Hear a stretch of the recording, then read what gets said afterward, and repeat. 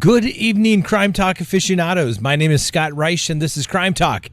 And tonight we are coming to you from the Crime Talk hangars, I guess you could say.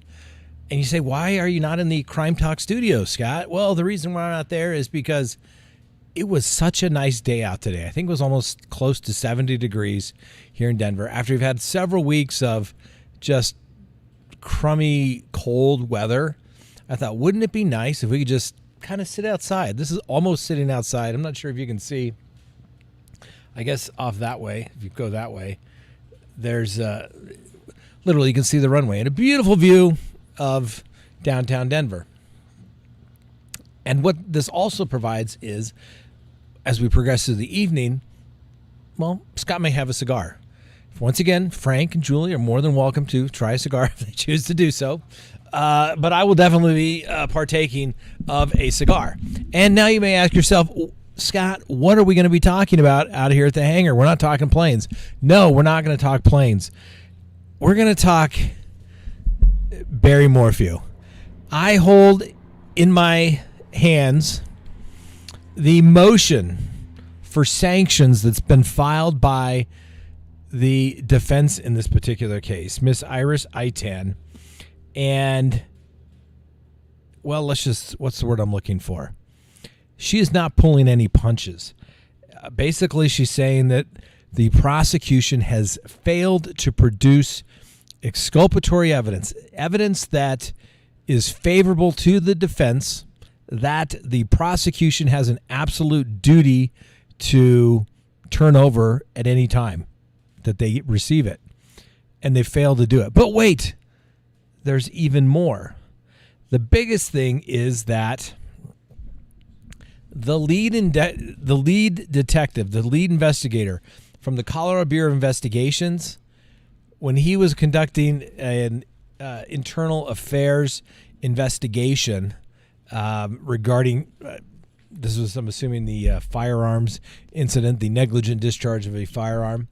And since he's a police officer, they don't really, they kind of frown upon that.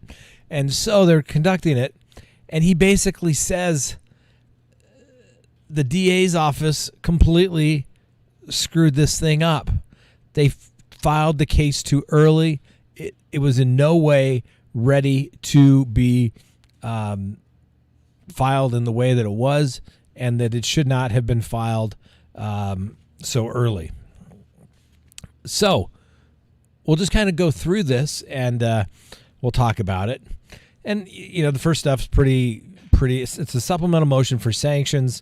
It's defense motion 17. And so let's go through it. It says, during the January 2022 hearing on this matter, the defense had received over 23,000 pages of discovery, much of it highly exculpatory. Most of this late discovery provided should have been disclosed 8 months ago. And there was some indication at the motions hearing that the court was somewhat inclined to believe that maybe the prosecution wasn't doing exactly everything they should have been doing, at least not on a very diligent basis. So following the issuance of defense subpoenas ducis tecums, and a subpoena ducis tecum, it's a fancy word for, this is a court order for you to not only show up, but you have to appear with documents when you do show up. Anyway, there was an in-camera review, another fancy word for basically saying the judge was going to review the file before he turned it over to both parties if there was something relevant in the file. It says, following the review, the disclosures were made to the defense. The defense received a flash drive containing the STD's disclosures on Monday, February 7th, and were able to open them on February 8th. As a result of this disclosure, it revealed that much more exculpatory evidence had not been produced to the defense prior to the preliminary hearing that would have changed the outcome of the hearing. Now, that's a little bit of a conclusory statement, but I understand what the defense is trying to do. It says the subpoena ducis tecum disclosure also reveals that much more exculpatory evidence still has not been produced to date. Additionally, Mr. Morphew's attorneys received an operable electronic storage device and first had access to that material on February 2nd. Highly exculpatory information was contained in that device as well. the biggest thing, additional exculpatory material covered by the new disclosures. First, Mr. Cahill, arresting Mr. Morphew now is the worst decision you can make. Now, Mr. Cahill and the Colorado Bureau of Investigation, Agent Graham, were the co-lead investigators of the year-long Morphew investigation. And on December 2nd, 2021, Mr. Cahill was interviewed by an internal affairs investigator. In the interview, Cahill stated he told many law enforcement witnesses in this case that arresting Morphew was premature and the worst decision that could be made. He also stated the case was not remotely ready for anybody to move the case forward. Then they have a chart of exculpatory statements made by Mr. Cahill during the interview and questions that would have been asked at the preliminary hearing. Additionally, in the interview, Mr. Cahill also stated that he shared these opinions and reasons for his opinions with Agent Graham. Mr. Cahill suggested that in the interview that Agent Graham agreed with his view. Agent Cahill's two supervisors, CBI Deputy Director Chris Schaefer and CBI Agent Kemper, talked with Chaffee County Sheriff Jeff Speasy about the concerns expressed by Agent Graham and Cahill, and Mr. Cahill stated that Sheriff Speasy did not heed CBI's advice or opinions and moved forward with Mr. Morphew's arrest. Mr. Cahill summed up by saying, "It is what it is." Wow, that's pretty interesting. When the lead investigator is saying the DA's office is moving forward and the case isn't ready, what does that mean? It means that even the lead investigator doesn't believe that he can prove his case beyond a reasonable doubt. It goes on, the affidavit in support of the arrest of Mr. Morphew, which was attested to by District Attorney Linda Stanley, then Chief Deputy District Attorney Jeff Lindsay, and Investigator Alex Walker, states that Agent Cahill and Graham reviewed the entire affidavit and implies that they supported the arrest of Mr. Morphew.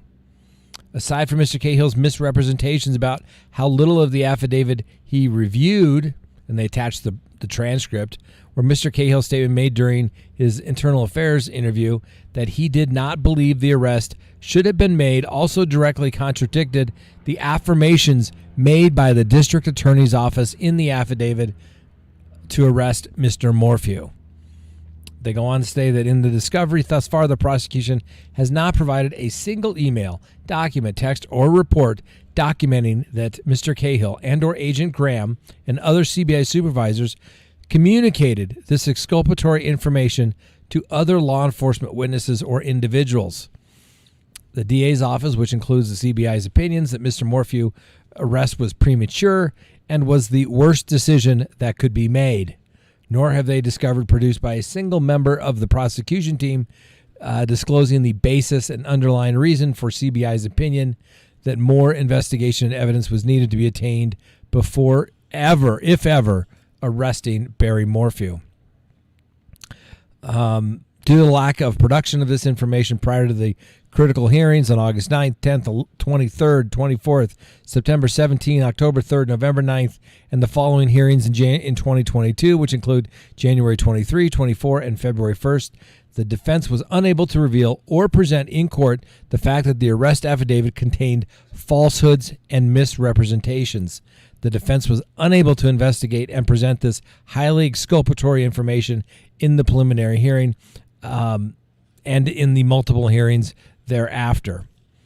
And so then the court goes, or the defense goes through, basically stating and citing case law to support the proposition that sanctions need to be imposed, including a dismissal of the case for a complete, what's the word I'm looking for? Complete failure to do the right thing. And that's that's what they go on. And when you read the internal affairs statement that has been produced and was attached as a motion, and there's a chart basically of all of these statements that he attached, but apparently the district attorney's office down there in old Chaffee County, they didn't like the detective. In fact, they even complained about him. And in this internal report, it says district attorneys on the Morphew case complained to CBI administration about Agent Cahill's testimony from an August 2021 hearing. Agent Cahill said before his testimony he received a phone call from the defense attorney on the night of August 23rd, wanting him to appear at the preliminary hearing. Cahill said he showed up at the hearing unprepared and had almost no communication with the sheriff's office or the district attorney's office before the hearing. Agent Cahill said that the district attorney's complaint specifically asked that he no longer works on the case. Agent Cahill was then transferred to the Colorado Bureau of Investigation marijuana unit. So, I mean, and then they attached the transcript of the hearing of August 24th before Judge Murphy, and was pretty short on direct examination. Specifically, they get into the DNA. Agent Cahill and Ms. Morphew. Law enforcement collect numerous DNA samples, and in a missing person case, it's important to consider all DNA, unknown and known, as a stranger could be involved in disappearance. His response was yes. Was there unknown DNA, male DNA, on the glove box in Suzanne's car? I can't speak to the gender of the sample. If you have the document, I can review it. Just show him the document, refreshing his memory, right? I want to be clear. I'm not the author of this report. I have read the highlighted section that you provided me, and does that refresh your memory? It does, but not that I can state what it reads through. You reviewed the DNA in this case, right? Then he says, I have not. Then they go on where they also talk about how he had not reviewed, or it was implied that he had reviewed the entire affidavit when he, in fact, had not before it was submitted for accuracy. And that's important because, remember, when a police officer, with the assistance of the DA, presents a warrant, an affidavit for an arrest warrant, particularly in a homicide case, you are stating the information in there is truthful and accurate. And the agents that are doing it have to have independent knowledge of it or have done something to obtain some knowledge of it. And if you don't put it out there and it's not accurate, guess what? You can have the entire warrant or case thrown out because of misrepresentations. So I think that's huge. And the other thing is, let me see if I can see the questions here. And I'm not trying to say I think I called it, but I remember reading that affidavit thinking, this is all they have, 126 pages to come up with this, and this is all they have. This is as good as it gets. And then you find out that they kind of jumped the gun. Remember, they thought Barry Morphew was packing up and heading out of town. Well, guess what? If you have a first-degree murder warrant, whether it be now or 3 years or 5 years or 15 years from now, they're going to come find you. You don't have to do it because the guy's leaving town. You don't have to do that at all. So I just find it rather interesting. And, Mr. Cahill's going to be a great witness for the defense, that's for sure, because if one of the things that you can show is that basically, the prosecution doesn't know what the hell is going on, and they look like fools, it kind of goes to their credibility in the courtroom. And there's nothing better than getting up to say, ladies and gentlemen, if the people sitting at that table over there can't tell you what the hell happened, how do they expect you to know what the hell happened? And ladies and gentlemen, that is reasonable doubt. So, I don't know Barry Morphew. I don't know if he's did it. He's been charged. We give him the presumption of innocence, but I've said this for several months now, I think, that they're screwing this case up. The prosecutor is just screwing this case up. Now, the other thing that I also got printed out to me was a minute order, and it had a list of all of the motions that have been filed today. But there was a recent filing. I was looking at this earlier. I just wanted to double check it. It looked like one of the last entries in here, obviously, was endorsement of expert witnesses. It said motion to strike witnesses proffered as experts. The defense and motion to strike proposed witness Sherry Venino. But there was something else. Motion to limit public access. Motion to limit change of experts. But I could have swore I saw something right before that I wanted to double check. It was a rather recent filing, something to the effect that maybe there was notice to withdraw of attorney Daniel Edwards. That was filed February 24th, so it would have been last week. Now, Dan Edwards has been around forever. He was my lawyering process professor in law school. And he was a public defender, did lots and lots of murder cases, did lots and lots of death penalty defense cases. Took a little bit of a break, as I recall. And the next thing you know, he shows up at the Attorney General's office working on their death unit, trying death penalty cases for the prosecution. No one kind of saw that coming. And then I think he moved in. Somehow he was retained or hired to work on this particular case. But then on February 24th, notice of withdrawal of attorney Dan Edwards. I just think that's rather interesting because there seems to be a lot of trouble keeping district attorneys on this case. One of the original district attorneys who worked on this case,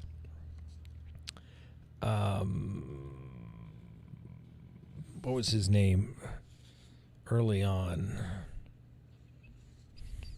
Anyway, remember he withdrew unexpectedly, took a job in a different jurisdiction. I mean, the biggest case potentially of his life, and all of a sudden he just decides to withdraw. So I find that rather interesting, to say the least, and the mere fact that basically this is asking for sanctions. It is asking for sanctions, not basically. And what it's really saying is, hey, prosecution, you're screwing this up so bad. Judge, dismiss it because they're not complying with their duties and the law that they have to turn over exculpatory information. And that's just bad. So, anyway. All right, let's see here. Let's take a look. Let's take a look and see if we got some questions here. Well, let's see here. Christina Todd, if they go forward, Barry's going to walk. You never know what will happen at trial, but I'm telling you, I thought the case was filed. It was a little weak. I thought the prosecution, got lucky that the legal standard when they went to the preliminary hearing, they have to view the evidence in the light most favorable to the prosecution. But it wasn't an overwhelming case because the court found that there was not proof evident presumption great. And that's basically where it says the evidence is so overwhelming, you're probably going to lose. And the judge didn't find it and granted a $500,000 bond. So it is... So Wendy wants to know, Scott, that's devastating to hear. So can they hold off on trial and wait until they find her or have enough evidence? No.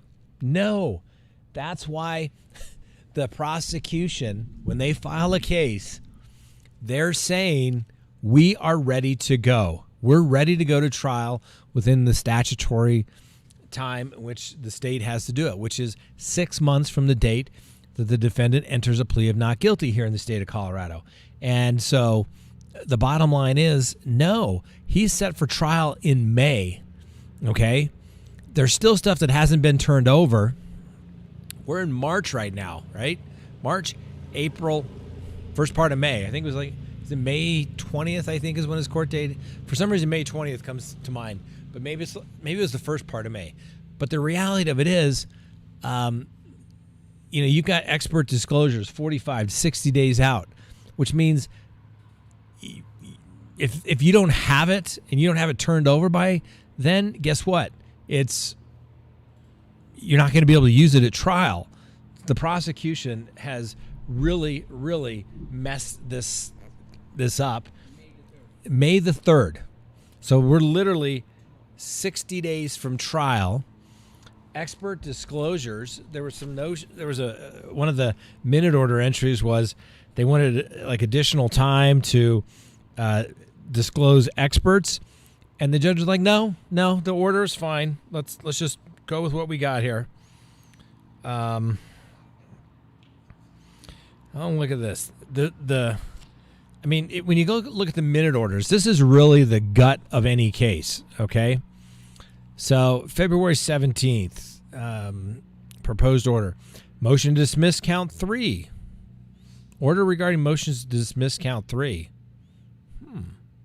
Did we miss something? Did the prosecution move to motion to dismiss count 3? 3 and 5. See, they haven't been releasing a lot of this stuff, but if you look at the minute orders, this is the guts of it. This is what the court orders regarding motion to dismiss count 3 and 5. Motion to dismiss count 3 and 5. That was filed on February 17th. February 18th, the people response to related event reply. Let's see here. Sorry. Let's see. Proposed order on February 21st. So last week, the people filed a motion to continue the motions hearing, an upcoming motions hearing. They've asked for a sealed transcript. Motion to strike witnesses proffered as experts that was filed by the defense. And that could be because it haven't turned over enough information. Maybe it's wacky science. I mean, there's so many things in the affidavit. Like, if that's what you're going to be relying upon, good luck trying to get that in there. And then the defense filed basically an attachment regarding a Supreme Court opinion that came out last week regarding what they refer to as res gestae and other acts evidence. And basically the Supreme Court said, hey, prosecutors, we're putting this theory of res gestae to bed, all right? You have the charges or the charge that somebody is charged with and they're accused of, and they should go to trial with that. There's an exception to that rule. It's called 404B evidence, evidence of other crimes, wrongs, or misconduct. But it doesn't come in automatically because everybody has a constitutional right to be tried on these charges and these charges alone. And you're not going to be able to bring in bad character evidence and say, well, when you were 6-year-old, you kicked a dog and therefore you're a bad person, so you probably kicked a dog today, right? We don't do that. And so they basically said, yeah, all this other stuff that you try to get into cases that's somewhere between, it's maybe a little bit relevant, but it's 404B evidence, so it probably shouldn't come in. It's not coming in anymore. That it has to be so intertwined, inextricably intertwined into the case that it has to. It's necessary to tell the story. But for the most part, what it's saying is, district attorneys, for as long as the Supreme Court's been allowing this crap to come in, which is as long as I've been practicing law, and then decades before that, those days are done. And it just made it a little more fair for the defense, at least in Colorado, to say, hey, if you want to bring in other things that aren't charged, well, you better either A, charge it or have a specific theory to get it in under 404B evidence. So that's interesting as well. Let's see here. Then we have a bunch of exhibits. Investigative experience and profiling, accuracy, article admissibility of offender profiling.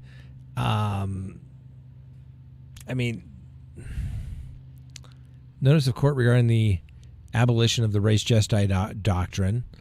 And then there's a bunch of prosecutions trying to get in basically profiling stuff, which that's not happening. I mean, that's basically saying, oh, he had beady little eyes. He got sweaty when the police were talking to him. Therefore, that was indicative of sign of guilt. Not coming in anymore. Let's see. Defense motion to supplement for sanctions. That's the big one here.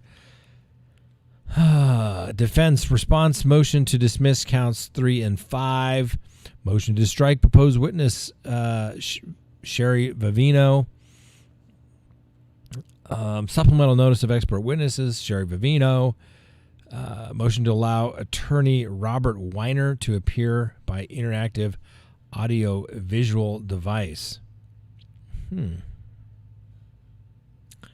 Bob Weiner used to be a prosecutor up in Jefferson County, and I haven't seen him in years, but he's a really good guy, nice guy. Somehow he's appearing. I'm not sure what he's appearing for, but it's unclear.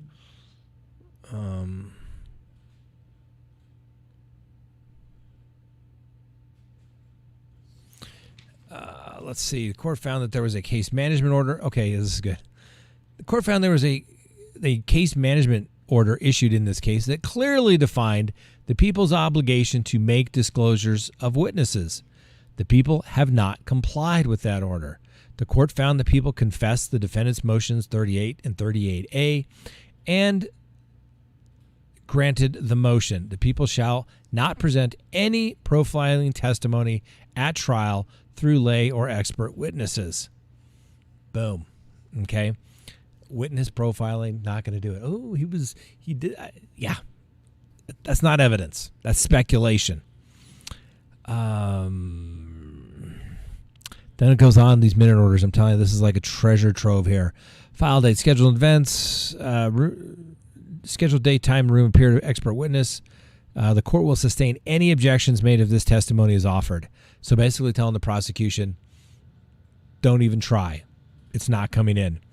The court found that Rules of Criminal Procedure 16 allows witnesses to testify in both lay and expert capacity. The court denied the defendant's motion for notice of dual capacity witnesses. That's so if they were doing something as an expert, they have some special training or knowledge. But I think, that's what it is. Welcome to the world of trial work. You're never going to get everything you want. D58, for reasons placed under the record, the court grants the defendant's motion to sever under Rule 8A. Count 4 will be tried by separate jury. And I think count 4, wasn't that the forgery, I think, or the voting something? Which makes sense. Attempting to influence a public official, I think, yeah. See, the court will issue a written order regarding the prosecution's failure to comport with the case management order. Ouch. So when the judge is telling you on the record, hey, prosecution, you're not doing it, and then it's forever memorialized in these minute orders, yeah, it's going to be a problem. The court reminded the people, that means the prosecution, of the need to file the bill of particulars regarding count 3 and 5. The people requested 2 weeks to file it, and the defendant objected and renewed their motion to dismiss counts 3 and 5. The court granted the people's request for an additional time and ordered the people to file their bill of particulars within 7 days of today's date. The court denied the defendant's request to dismiss counts 3 and 5. The court addressed the people's motion to continue the hearing presently set for March 4th. The defendant objected to the motion. The court denied the motion to continue. The court ordered that the Range Rover data and the iCloud data be produced to the defendant no later than 4 p.m. on Friday, February 25th, 2022. The court, the parties, and jury commissioner and the clerk reviewed some matters regarding the jury. The jury will be called to complete jury duty questionnaires on April 28th and 29th at 8 a.m., 10 a.m., 12, 2, and 4 p.m. each day. The jury commissioner will have backup calls for May 3rd. The court orders that the parties to confer in good faith to draft a stipulated juror questionnaire. A jury procedure conference is set for March 10th, and the people may appear via WebEx. The court will take up motions D45 through D53. Which is interesting because further on there was the motions they were going to dismiss counts 3 and count 5 because apparently nobody knew exactly what theory they were proceeding under, and that's what a bill of particulars is, saying we don't know what he's charged with, like what's the crime here. So that is interesting as well. I'm a little disappointed that the case is restricted. It's my pet peeve. I think all cases should be public information. This motion was made public. Why everything isn't public in this particular case, I just don't get it. All right. So, wow. Pardon me? Want a break? Sure. Let's take a quick break. Like many Americans, we got a dog during the pandemic. My quarantine dog, Miss Winnie the Bulldog. Now, Miss Winnie has grown accustomed to being around us all the time. When we were leaving the house, Winnie would have extreme anxiety, so we decided to look for natural products to help with her anxiety. We looked for the highest quality CBD treats, and we were not satisfied, and neither was Winnie.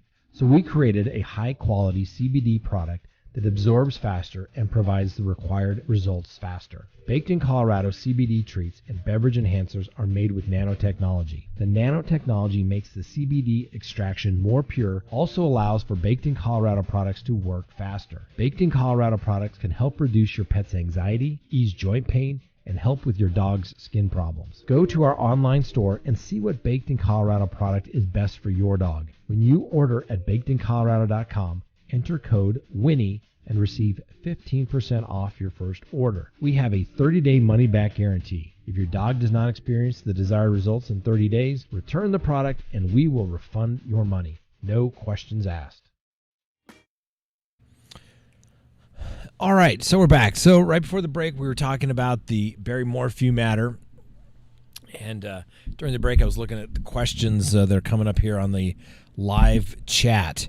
And basically what the gist of it is, people seem to be asking, well, what can they do to save the case? What's going to happen?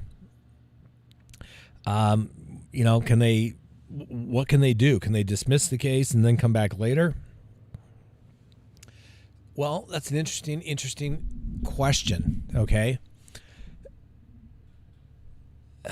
I guess in theory, the prosecution could always file a motion to dismiss without prejudice and just say, hey, we can't prove the case. But I don't think the court would do that. And let me tell you, I had a case years ago. It was a great self-defense case. I mean, I'm telling you, it was freaking great.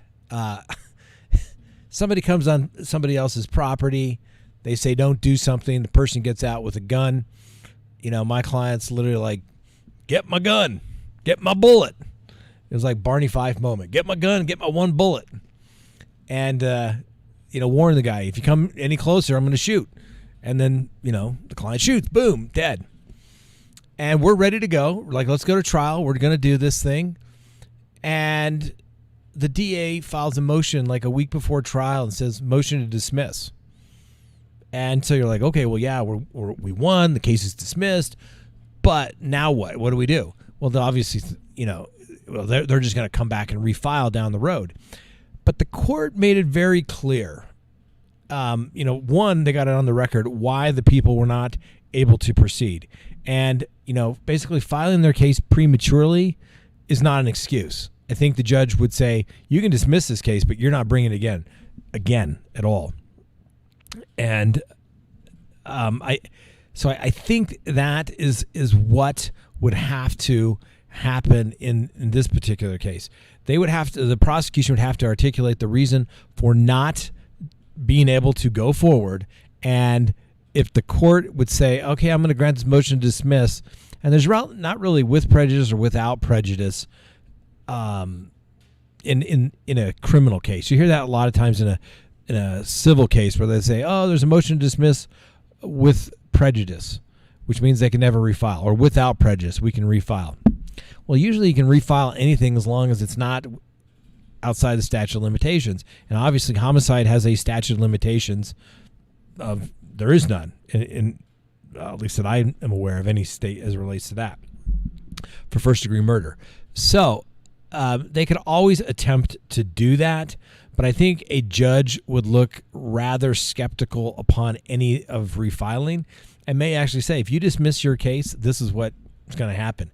And, I don't know this Linda Stanley. I've never had a case with her, never met her, but it seemed like she was a newly elected DA, got a little bit over her skis, was trying to, maybe make a name for herself. This is the big case. The sheriff saying, oh, my gosh, Barry Morphew's leaving town. He's leaving town. We got to get rid of him. We got to get him before he gets out of town. And then they realize, holy crap, our case isn't ready. We don't have anything. And people, remember the flack that I got? Remember that, Frank? You looking at me? People are like, how dare you, Scott?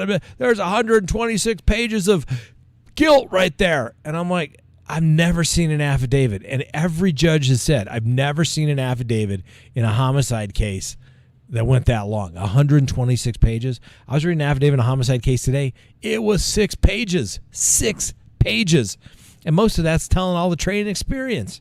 Because if you don't have it in like under 10 pages, you don't have it. It probably doesn't exist unless you're talking about some grand conspiracy that you're trying to bring in all the players. Hold on. There's a jet. Nope. Apparently. All right. So anyway, think about it. Trial is May 3rd. Today is March 1st. So they have literally 61 days as of tomorrow to have their case ready to go. I don't think who knows? Maybe they can work around the clock, get everything done. But remember, those expert reports, they all have to be turned over. Those witness endorsements all have to be done. And you can't just keep piecemealing it together because the defense has an absolute right to have that trial within 6 months. Now, the prosecution could attempt to move the case and keep it within speedy trial, but I think the judge is going to say, hey, you're the one that filed this thing, and when you file charges, you're telling us we're ready to go to try this case within 6 months. So, wow, we'll see. How do you Chico economics? Schnomics, thanks. Schneconomics? Yeah, thank you for the super chat. Thank you. Let's see here. Depending on the circumstances, they might be able to convince the jury. You never know. Wendy Wildheart, you're absolutely correct. You never know what will happen at trial. But remember, the prosecution, who used to be able to walk from one courthouse, literally walk right across the corridor there, down the street to the courthouse, now has the drive. I think it's an hour drive or something from Chaffee County down to Fremont County. So now they're asking to appear via WebEx. Because when you're not in the office, that's time consuming. It's distracting. It takes up time from what you should be doing. So I think, it's all just happening. And part of me saying, welcome to the world of the defense. Prosecution has home field advantage. They're at the home. They have all their investigators, down the street, the DA's office. They got their support staff right there. And the defense attorneys show up and, you try to bring everything you can, but you're always still working on something. It's never right there. It's not convenient. And now suddenly it evens the playing field just a little bit for everybody. Pops and the Moo Mafia. Scott, fan guy, that all-women defense team is fun. I'm telling you, I told you early on, I said Iris Itan and Drew Nielsen, they are good. They are very, very good. I've known Drew Nielsen for 20-plus years when she was back at the public defender's office. We were basically assigned to a same courtroom, and she was good back then. She's even better now. Iris Itan has a great reputation of being absolutely thoroughly prepared, and I said she was, you can go back and look at the video, I said that she is going to wear them out, and she has been on them every step of the way. Oop, didn't produce this. Oop, you didn't produce this. And now they're the ones on the defensive, they being the prosecution. So yeah. Yes, we are out here at the hangar. Get paranoid about his pen cam. Her paranoid about his anger. Not coming in.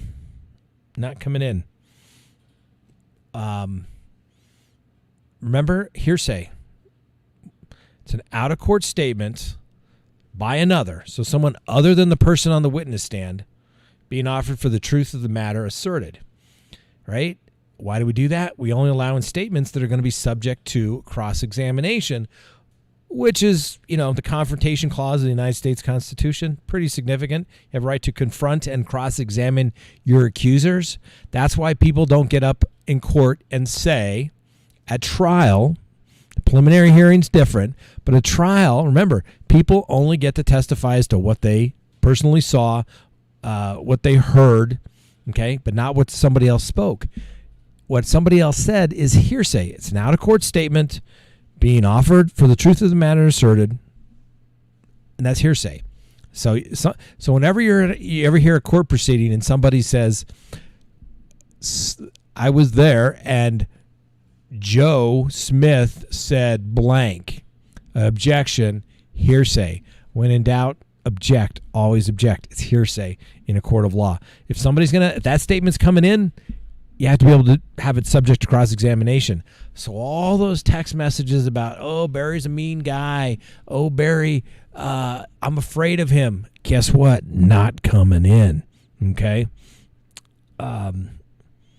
So, like I said, a lot of people, and so I get so much flack from people when I say, that's interesting, but it's not. It's irrelevant. It's not coming in, and that's kind of the gist of it here. It only matters what they can prove, and what do you have to look at to see if the prosecution can prove their case? Is it legally admissible evidence? Right? All that speculation nonsense that was in that affidavit for the arrest warrant, not coming in. Simply for the fact that. What's speculation? We don't allow witnesses to speculate on the stand. If they don't have personal knowledge of it, it's not coming in. Even expert witnesses don't get to speculate. They have to be able to form an opinion within a reasonable degree of scientific certainty. Okay? A reasonable degree of scientific certainty that this is what happened. And if you can't say that that's what happened, guess what? It's not it's not science. It's not science. It is speculation. And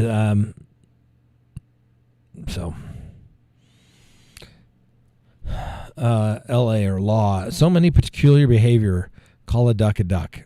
I get it, but they may look like a duck, it may quack like a duck, but if it's not legally incompetent evidence, it's not coming in. Okay? Let's see. I'm a little behind here. I love that. I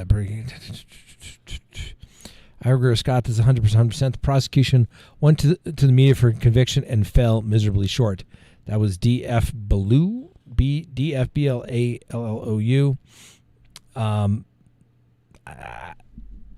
Let's see. Patty Gee. Shame on Linda Stanley for jumping the gun and trying to make a name for herself. Shame, shame, shame. You know, the prosecution may want the case dismissed. They can say, you know what, we dropped the ball, we blew it. But, I mean, this is one of those cases, ladies and gentlemen, yes, you can do a murder case with no body, but there's no body. It's hard to do a homicide case when there's no body. It's hard to, when you have no body, unless you have something like the Crystal Lee Kenny stuff and the Patrick Frazee matter, where Kelsey Barrett was murdered. But they didn't have the body because they had a witness come in and say, look, they're the ones that we did it. We burned it. I was there when they burned the body.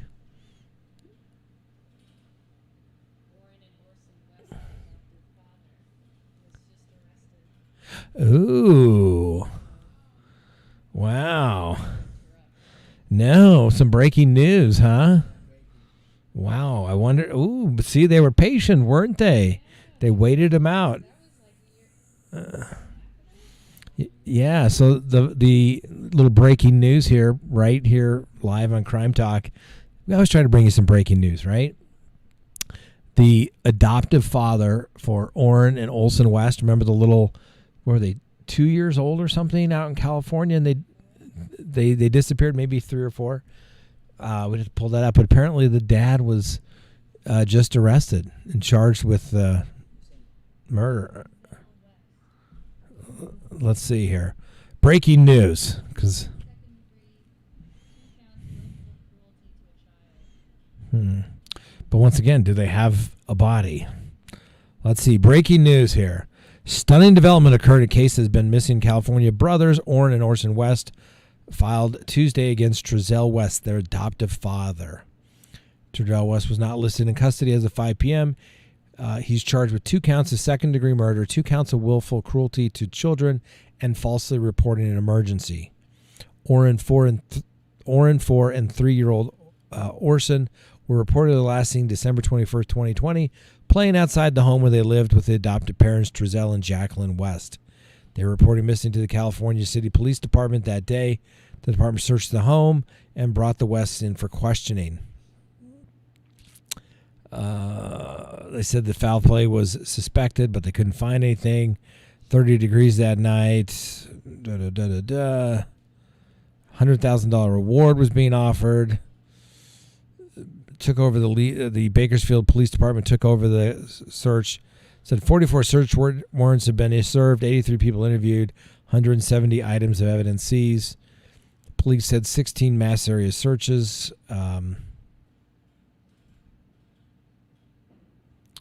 All family boys were interviewed. I don't want my kids to be deceased. I want them to come back. He said my kids. Okay, so that's breaking news, but doesn't give much information about all of that. So what can you, crazy world. You just never know what's going to happen. I wonder if somebody said something to somebody or what happened. So we'll see about that. So anyway, that's where we are on the little breaking news there on the Orson West boys.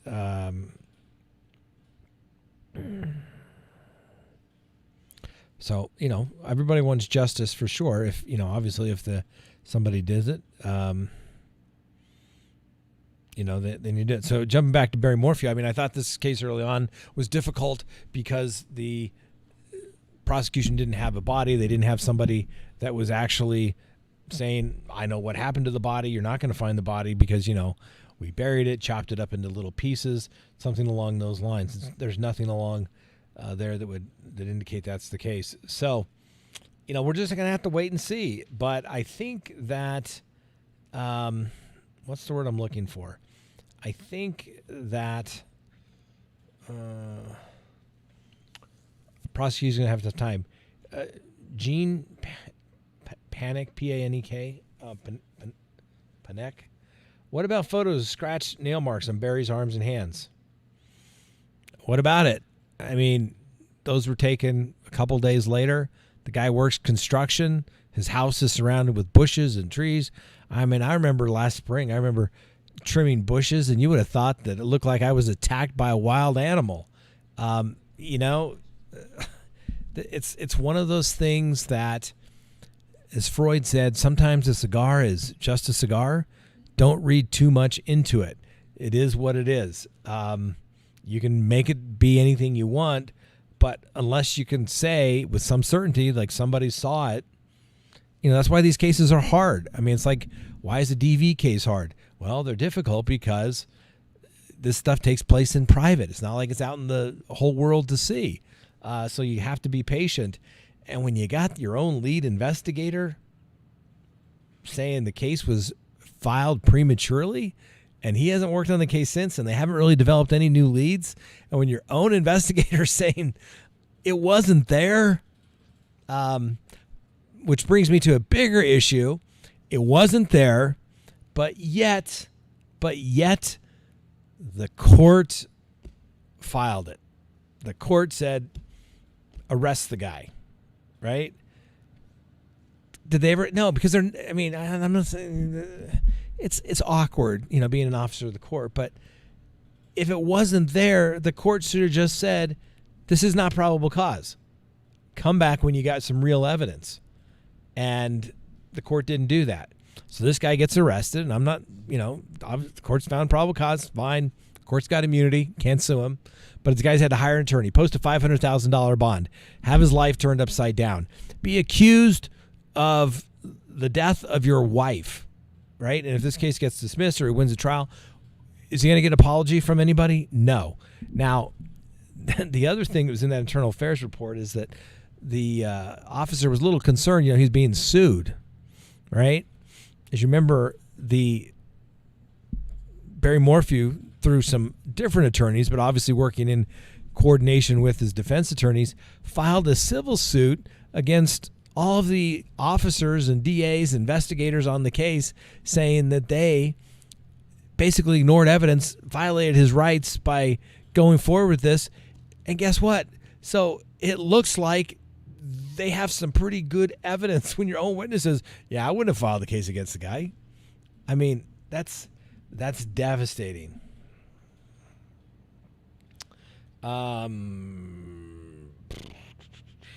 Barry's going down because he did crazy stuff over miles to the job site. He did it. That's Salida. I mean, Salida Cantor. It is crazy. Scott, thoughts on the Curtis Reeves verdict? Your thoughts? The guy down in Florida who shot the guy that was yelling obscenities at him when he was asked to stop chatting or talking on his phone or something to that effect. And then Mr. Reeves, a former police officer, shot him apparently when the other gentleman threw his phone at him. And Mr. Reeves believes he was coming over. Hey, I mean, what can you say? The jury decided it was reasonable doubt that he was acting in self-defense. It wasn't a whodunit. It was just simply to the jury, and the jury believed that he was in reasonable fear of death or serious bodily harm by that other gentleman. Excuse me. So, L.A. or law.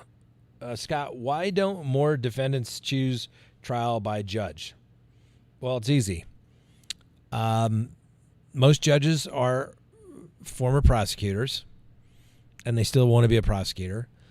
Most defense attorneys that have become judges have basically said, I've had enough of dealing with clients, and they want to go be a judge. And then they want to let everybody know that their new friends, their judges, they're no longer friends with their old friends. And so, like I said, some of the worst judges that I've ever seen have been former criminal defense attorneys. The bottom line is you never go judge alone. And the reason why that is because then the prosecution only has to prove to one person beyond a reasonable doubt that the defendant is guilty, and that is the judge. And then why would you make it easy on the prosecution by not having to prove it to 12 people beyond a reasonable doubt? That's why that happens. That's why you don't do it. Most judges, they're going to find you guilty of something, and then maybe they'll make up for it a little bit on sentencing. I've won trials to the court, usually like in a smaller case where the judge didn't do it. But you know what? I'll take a smaller case where it wasn't a big deal, so to speak. But the reality is most judges are going to find for the prosecution.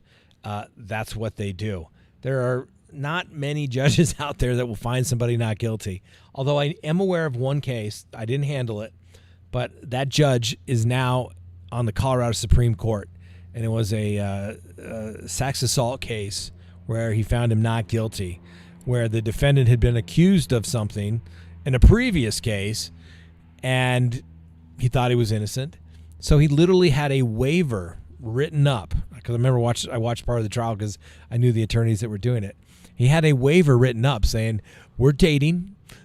I consent to all these various things that I may do to you sexually or what have you. And the woman said, oh my gosh, he sexually assaulted me. And they went to the court and said, it was all consensual. Look, she even agreed to it in writing.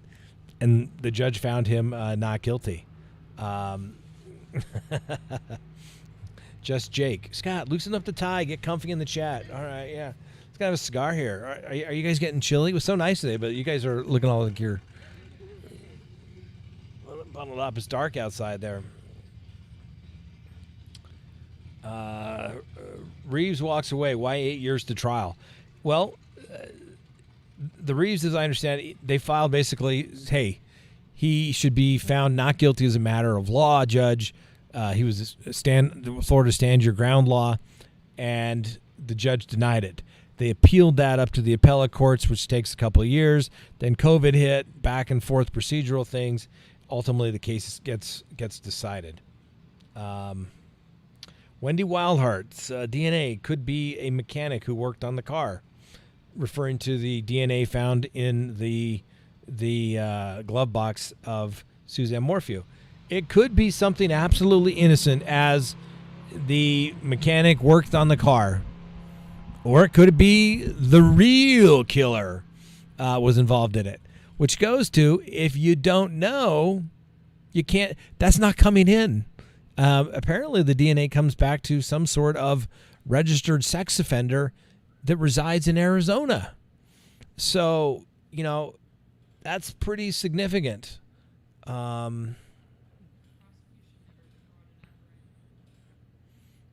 Yeah. Thank you, Scott. I thought the rule of law would prevail. That was L.A. or law. I'm not sure what that goes by. But, yeah, I mean, the rule of law, and this is the thing. I mean, there's a great quote by now deceased Judge Antonin Scalia. And he basically says, if you always get the result you want as a judge, you're probably not a very good judge, because there's going to be times when the law and the facts don't go along with what you personally want to see happen, but you have to follow the law. And that's what makes a good judge. So if a judge engages in legal gymnastics to always get to the result that he wants or he thinks is just, guess what? That's not his job. He's not doing his job. That is what they refer to as an activist judge, making up what he thinks is correct, what he thinks is right.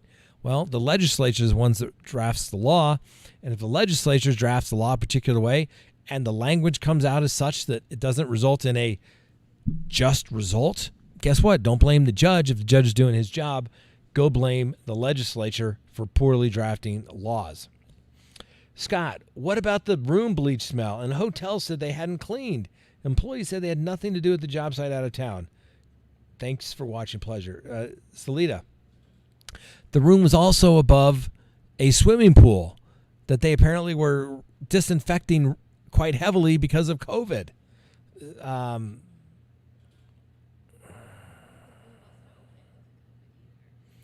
Carol, Scott, thoughts on the response given by the prosecution to the defense motion? I haven't seen the prosecution response to the defense motion yet.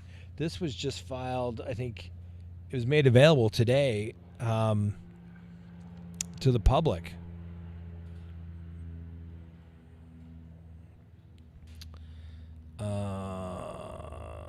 Let's see here.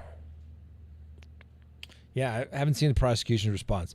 Usually from the time the motion is filed, the prosecution usually has, depending on the court's orders, generally 7 to 14 days in which to respond.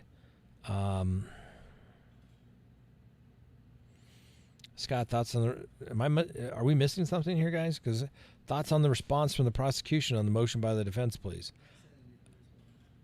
The people filed the response? Okay, let's take a look.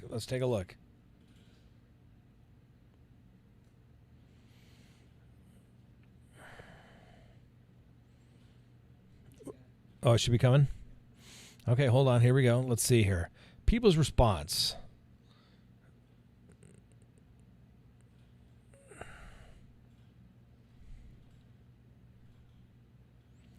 Let's see here. This is not their actual... Okay, here.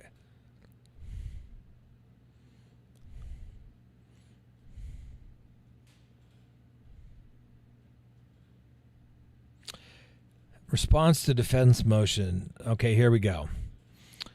Linda Stanley. Defendant has been charged with 1 count of first-degree murder, tampering with the deceased human body, tampering with physical evidence, possession of a dangerous weapon. The people have produced tens of thousands of pages, 23,000 to be exact, and hours of video and audio recordings. People have conferred with the defense on multiple occasions, provided discovery in a timely manner. It should be noted that it appears that the defense has stopped trying to confer with the people, and their request for discovery was made directly to the court before the last hearing. Despite this, the defense persists on filing discovery motions, asking this court for draconian sanctions of dismissal for what amounts to disagreements among law enforcement in timing. in the defense motion, they're asking the court to dismiss the first-degree murder case because a former CBI agent who has been thoroughly discredited, this is, remember, their lead investigator now, has opined on timing of arrest. The defense in this case. The defense contends that if they had known about this opinion, they could have cross-examined the agent and the case would not have been bound over. This is utter nonsense. Of course, these attorneys have also have advocated preposterous notions of this court that the 11th Judicial District's Office, the FBI, CBI, and Chaffee County Police are some grand conspiracy to suppress discovery of what we have timely provided. December 21, the people received what is referred to as a Brady letter from the Colorado Bureau investigation regarding Cahill. The defendant indicated the impact on Mr. Cahill's credibility was the result of an accidental discharge of a firearm and an unrelated to this case. The people immediately turned the letter over to the defense on multiple occasions. The defense demanded the people provide internal affairs. Each time the people informed the defense they were not in possession of the file, that they would need to file a subpoena ducis tecum. Finally, the defense did just that, although the STD was very broad. It was looking for information previously denied by the judge, by Judge Murphy. The IFL filed to determine if any information was proper. On February 3rd, 2022, the court released a copy of the IA to the people and defense. Defense has taken bits and pieces out of context in the internal affairs to claim there is a discovery violation, arguing that because Mr. Cahill opined that the defense uses statements and Mr. Cahill said the arrest of the suspect was the worst decision that could have been made. Mr. Cahill also indicated in the IA that he thought the arrest of the suspect in this investigation was premature and that the arrest was hasty. It appears Mr. Cahill was put out because he could not be present at the arrest due to him attending the arrest, even though he spent a year in his life putting together the investigation. At no time did Mr. Cahill say that he didn't think there was probable cause to arrest or that he thought the defendant was not guilty of murdering his life. Then it goes on citing some case law regarding due process claims. It's extreme remedy, blah, blah, blah, blah, blah. To the extent the motion complains about not receiving information prior to when reports were written and evidence actually obtained, oral statements are not required to be disclosed. There is no requirement that the oral statements be reduced to writing or discovered. Yeah, but that's just sloppy police work. If you have statements, you memorialize them, okay? I hate when I have prosecutors now saying, you're not even entitled to discovery. I don't even know what you're asking for. It's related to my case. It's in your possession, your control. We need it. Go get it. Then they go through some outrageous conducts where the cases are dismissed. Outrageous conduct is conduct that violates the fundamental fairness and is shocking to the universal sense of justice. That's the law. The defense in this motion, in this argument, repeatedly referred to discovery provided as highly exculpatory, and there are massive amounts of exculpatory evidence, yet provide no specifics as to what is exculpatory, let alone highly exculpatory. Well, they don't have to tell you, because if the motion is denied, then they get to cross-examine and drop that bombshell at trial. The defense provides Exhibit A, which outlines statements made by Cahill and potential questions the defense could have asked. This should be disregarded. You know what? You can tell the prosecution is pissed. This is just a The defense attorneys have proposed a sanction dismissal and repeats their contention that if Mr. Cahill's statement had been known, then probable cause would not have been found by Judge Murphy. This is preposterous. Wherefore, the people respectfully request the court deny the defense motion for sanctions in all its forms. Personally signed by Linda Stanley and Mark Hurlburt. Now, remember Mark Hurlburt? He was the DA in Eagle County when Kobe Bryant was prosecuted. Remember what happened to that case, too? Remember they kind of messed that case up? Pam Mackey was one of the attorneys on that case. Do I think the defense motion is going to get granted? Yeah, probably not, because dismissal is an extreme sanction under the law. But they're there's not a whole lot there in the prosecution's motion other than, we've given him everything. But yet they keep getting admonished by the court. So it's not really, what's the word I'm looking for? I don't know. If you weren't getting admonished by the court, it wouldn't be an issue. Yep, we talked about the Orrin and Orson West case, that there's been charges. Brought that to you in breaking news. I was doing dishes and thinking about the planes flying in my house. There's a video. I love close to an airstrip. Mullet mayhem. Let's see here. Yes. Well, I think there's an arrest warrant. It's unclear whether he's actually been arrested just yet. Yeah, Cahill sounds downright suicidal. Yeah, I mean, he put his life and soul into that. Now he's a discredited CBI agent. Ouch. I bet he wasn't a discredited CBI agent when he was what's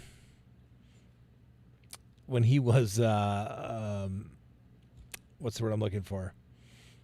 When he was working the case, was he? He was the greatest thing since sliced bread, I'm sure.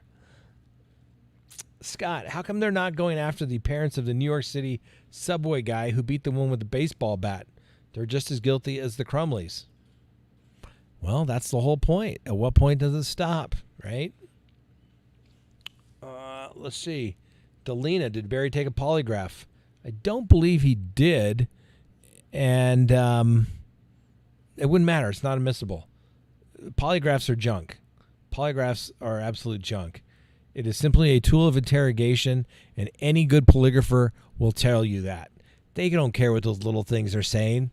All it's simply saying is, oh, it looks like you're being a little, something you'd like to tell me there, huh? Oh, yeah, look at that little squiggly line.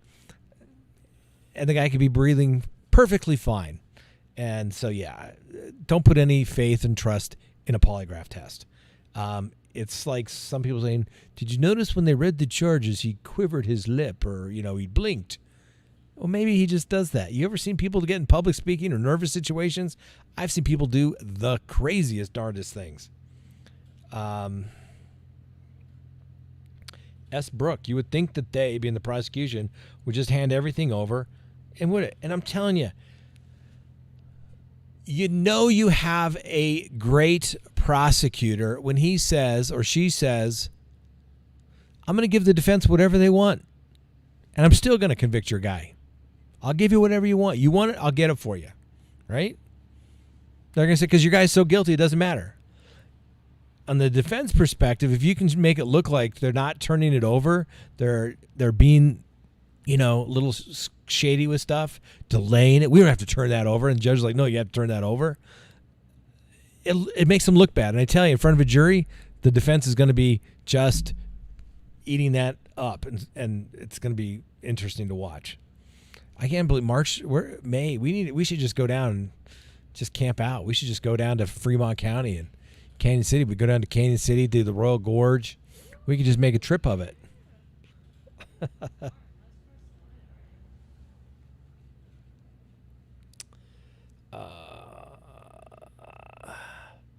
Chloe's mom, Scott, can you explain why Florida does a jury of 6 and a jury of 12 only on capital cases?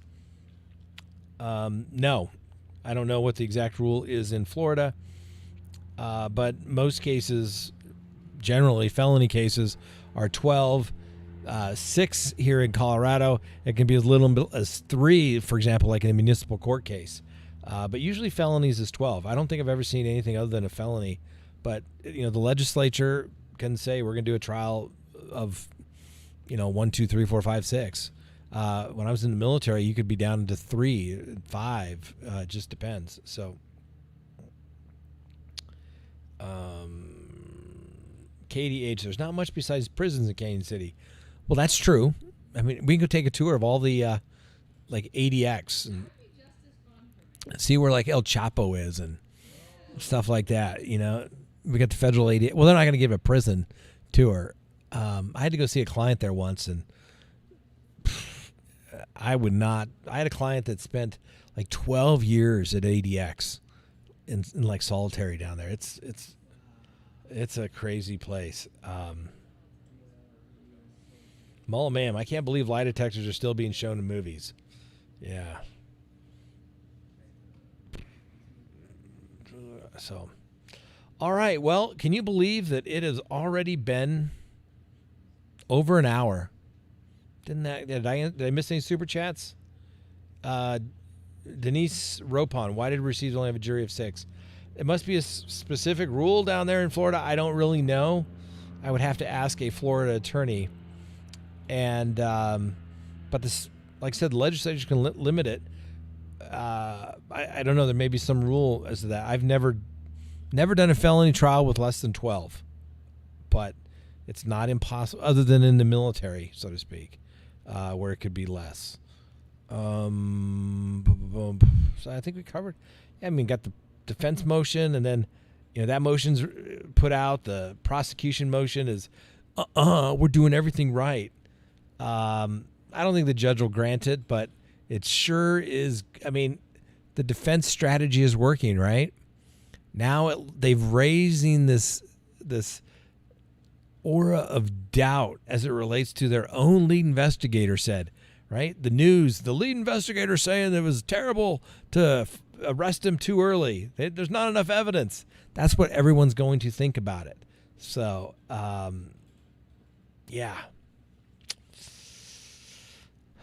Looks like Gene. Okie dokie. I hope I can attend the Barry Morphew trial. Depends on my schedule. Yeah. All right. Wow. Can you believe it's already over an hour? So, guess what? We're going to take a quick break. We're going to go do our Patreon show. So if you'd like to continue the conversation, we'll do that. And I don't think we have phone call accessibility because, well, we're here at the hangar. So, all right. Hope you enjoyed the live. Thanks for joining us. Like, share, subscribe. Tell a friend. We appreciate it. We appreciate you taking the time to watch us. And we'll see you next time on Crime Talk.